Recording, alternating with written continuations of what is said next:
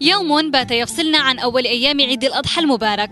أسواق مدينة نابلس وشوارعها تكتظ بالباعة والتجار والزوار الذين ينتشرون في المحال التجارية والبسطات في محاولة منهم لإكمال فرحة وبهجة العيد بكل ما يملكون من المال. أول شيء كل سنة وأنتم سالمين.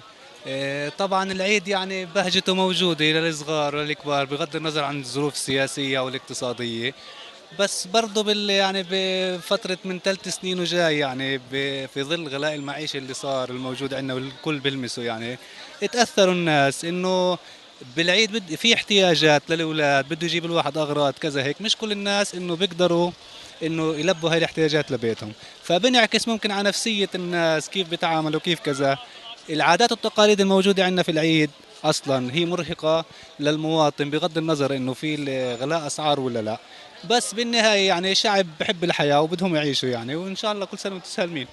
العيد الحمد لله عيد حلو، بس كجو كانبساط ما في، لأنه الناس وضعهم يعني مش هالوضع الاقتصادي المليح، ما في حدا ما يعني اللي يشتري لعياله زي ما كان زمان. حالة التردد وعدم القبول للوضع الاقتصادي من قبل المواطنين وارتفاع أسعار الفواكه واللحوم والحلويات تعطي مؤشرا على قلة الانتعاش في حركة السوق والبيع، ولكنهم بصدد انتظار الأيام المقبلة لعلها تحمل لهم الأفضل. أعياد يعني مش هاي السنة، كل سنين لا أسعار خضار، كل موسم عيد بيجي سعر الخضار سعر الفواكه كله أسعار من الآخر، يعني ما بصدقوا يجوا من هالعيد كله أسعار يعني بترتفع. كيلو الخيار 8 شيكل، كيلو تفاح لحة 5 شيكل 6 شيكل، يعني البندورة من 8 شيكل واطلعي، كيلو اللحمة 80 شيكل لحمة الخروف، مين بده يجيب يعني هاي شغل الدار؟ وين العيد؟ وين الرقابة على هذا الاشي؟ في رقابة في هذا الاشي رقابة؟ في شيء يعني احنا بنشتغل من وراء هالبساط، إن عشنا جبنا مصروف بنوخ ما جبناش مع السلامة.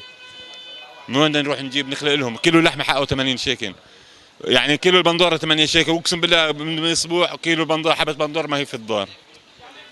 يعني عاد ما اخذ انا عندي 6، كيف بدي اجيب لهم؟ وانا شغل من وراء هالبساط بدي اتوفر لهم اجيب لهم؟ ما بتوفر اجيب لهم. هاي يعني كلها حياة كلها غير طبيعية هاي. هذا الزائر الذي ينتظره المسلمين في كل سنة لزيارة صلة الرحم وتقديم الأضاحي ورسم البهجة على شفتي الجميع، إلا أنه يكون مميزا في مدينة نابلس بحلوياتها وزينتها.